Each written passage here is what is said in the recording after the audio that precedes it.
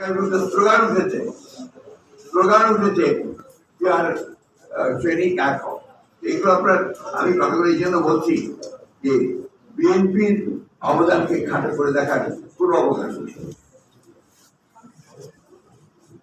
দেশের প্রধান রাজনৈতিক দল হিসেবে গণ আকাঙ্ক্ষা প্রতিফলন ঘটিয়ে গণঅভ্যুত্থানের সর্বশক্তি দিয়ে রাজপথে নেমে আসে বিএনপিতে বলেছি আমি।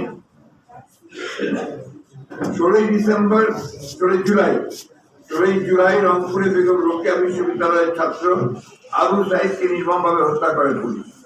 একই দিন চট্টগ্রাম কলেজ ছাত্র দলের মহাবাহক ওয়াসির আকরামকে হত্যা করা হয়। এই হত্যাকাণ্ডের বিরুদ্ধে সমগ্র বাংলাদেশ ক্ষুব্ধ হয়ে ওঠে, বেগবান হয় আন্দোলন। 18 জুলাই ঢাকার উত্তরায় আন্দোলনের পানি বিতরণ করতে গিয়ে পুলিশের গুলিতে প্রাণ হারান বাংলাদেশ ইনস্টিটিউট অফ প্রফেশনালসের ছাত্র বীর মুক্ত। একই দিন যাত্রাবাড়িতে পুলিশের গুলিতে নিহত হন ইউনাইটেড ইন্টারন্যাশনাল ইউনিভার্সিটির ছাত্রদল নেতা ইরফান ভুঁইয়া ও সাউথ ইস্ট ইউনিভার্সিটির ছাত্র নেতা ইমতিয়াজ আহমেদ জাবিদ।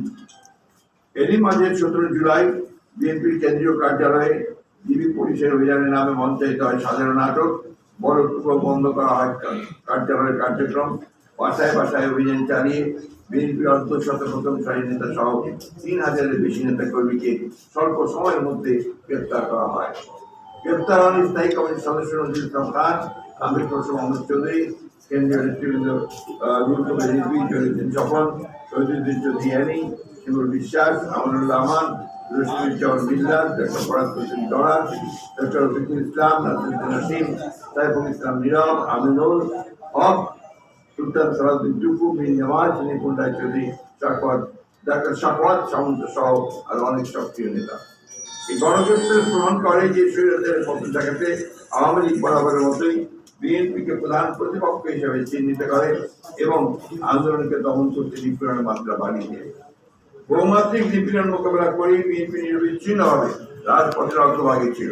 বিশেষত আগস্টের 4 এবং 5 তারিখে নিজেদের জীবন উৎসর্গ করে শেখ হাসিনাকে পদ থেকে বাধ্য করার সংগ্রামে জীবন দেন ঢাকা মহানগর পূর্ব ছাত্র দলের যুগ্ম আহ্বায়ক আরিফুর রহমান রাসেল, জালালউদ্দিন, ডিগ্রি কলেজের যুগ্ম সাধারণ সম্পাদক আসিফ হোসেন, সোনারগাঁও বিশ্ববিদ্যালয়ের ছাত্র নেতা রাসেল মাহমুদ, যশোর জেলা ছাত্র নেতা সাকিবুল হাসান মাহি প্রমুখ।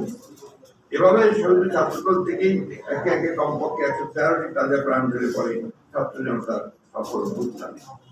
সাভারের আশুলিয়ায় গুরুত্ব হত্যার পর লাশগুলো ভ্যানে চুপ করে গান পাউডার দিয়ে পুড়িয়ে ফেলে পুলিশ, যার মধ্যে জাতীয়তাবাদী টেক্সটাইল ইঞ্জিনিয়ার অ্যাসোসিয়েশন সদস্য সাজ্জাদ হোসেন সদেও ছিলেন। ক্ষমতা কুক্ষিগত রাখতে এই ধরনের বর্বরতা কেবল কিছু জীবনকে নিঃশেষ করা নয়, বরং মানবতার উপরে গভীর আঘাত। শুধু তাই নয়, গণঅভ্যুত্থানের সময় পুলিশের গুলিতে শতাধিক বিএনপি নেতা কর্মী দৃষ্টিশক্তি হারান, যার মধ্যে রংপুরের গঙ্গাচড়া উপজাতি তুষার হারের শাহজাহান সহ 6 জন ছিলেন। জুলাই আগস্ট মাসে সমগ্র বাংলাদেশের এক দফা দাবি আর বিএনপি ত্যাগের পটভূমির সৃষ্টি হয়েছে 1 যুগের বেশি সময় ধরে। উত্তাল রাজপথে এই সময় খুন, হামলা, মামলা, দমন দুর্বৃত্তায়নের শিকার হয়েও জনগণের প্রতিবাদের প্রতিনিধি হিসেবে রক্তস্নাত সংগ্রামের নেতৃত্ব দিয়ে এসেছে বিএনপি। রাজনৈতিক কর্মীর অংশ হিসেবে গায়েবী মামলায় সর্বোচ্চ নেতা কর্মীদের বিরুদ্ধে রাষ্ট্রদ্রোহিতা, হত্যা, নাশকতা, জঙ্গিবাদ, দুর্নীতি সহ নানা বানোয়াট মিথ্যা অভিযোগ দেওয়া হয়। প্রহসনের মামলার সাজানো রায়ের মাধ্যমে বিএনপি চেয়ারপারসন খালেদা জিয়াকে আটক করে শেখ হাসিনা অন্যায়ভাবে তার বাড়ি কেড়ে নিয়ে ভেঙে দিয়ে নির্জন পরিত্যক্ত কারাগারে একমাত্র বন্দী হিসেবে রেখে তাকে প্রাপ্য চিকিৎসা থেকে বঞ্চিত করা হয়। ভারপ্রাপ্ত চেয়ারম্যান তারেক রহমানের বিরুদ্ধে 50টারও বেশি বানোয়াট মামলা করা হয়। তার নির্বাচিত জীবনে বাক স্বাধীনতা হরণের পাশাপাশি অবৈধভাবে চাকরিচ্যুত করা হয় তার চিকিৎসক স্ত্রীকে। একজন রাজনৈতিক ব্যক্তি হওয়া সত্ত্বেও তার বিরুদ্ধে মামলার ৫৫ সাজা ঘোষণা করা হয়। আমার নিজের বিরুদ্ধে অন্তত 93টা মামলা দায়ের করা হয়। মির্জা আব্বাস ও মহেশচন্দ্র রায় সহ বিএনপির সকল স্থায়ী কমিটির বিরুদ্ধে গণহারে গায়েবী মামলা করা হয়। এমনকি সালাউদ্দিন আহমেদকে গুম করে দেশের সীমানা পেরিয়ে ভারতের মেঘালয়ে নিয়ে যাওয়া হয় এবং সেখানে অসুস্থ অবস্থায় দাঁড়ান তিনি। বিগত 17 বছরে বিএনপির স্থায়ী কমিটির সদস্যবৃন্দ সহ অসংখ্য নেতাকর্মী বিভিন্ন মেয়াদে কারাবরণ করেছেন।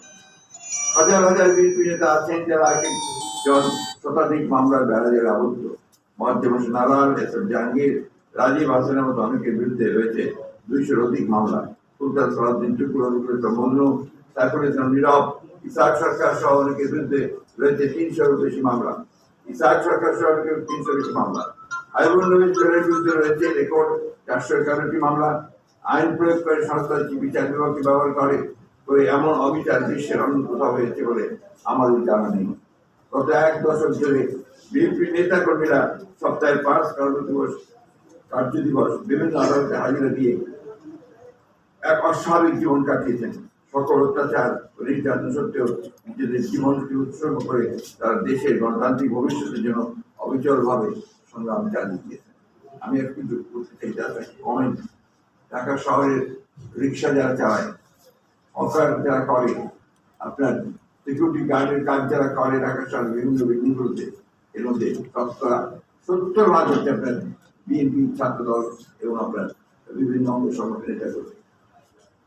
এমনকি বিএনপি সেই সব নবীন কর্মী যারা এখনো কোনো পদে আসেনি, শুধু বিএনপির আদর্শে বিশ্বাসী, তারাও রাজনৈতিক অংশের শিকার হয়েছে। তারুণ্যকে স্বপ্ন দেখানো এসব উদীয়মান নেতাগুলোর বিরুদ্ধে বানোয়ার মামলা দায়ের করে তাদের শিক্ষা কর্মজীবনকে ধ্বংস করে দিয়েছে, তাদেরকে রিমান্ডে দিয়েছে, ব্যবসা নির্যাতন করেছে। দলকের মতো চড়াতে পারেনি, আদর্শ থেকে বের করতে পারেনি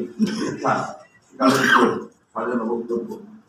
অস্বাভাবিক নিপীড়নের শিকার হয়ে ইলিয়াস আলী, সাইফুল ইসলাম হিরো, চৌধুরী আলম, ময়ন পারভেজ, সাজিদুল ইসলাম সুমন, জাকির সহ কেবল বিএনপি 483 জন নেতাকর্মী, 23 জন নেতাকর্মী, সকল রাজনৈতিক দল ও সাধারণ মানুষ মিলিয়ে প্রায় 700 জন গুম হয়েছে।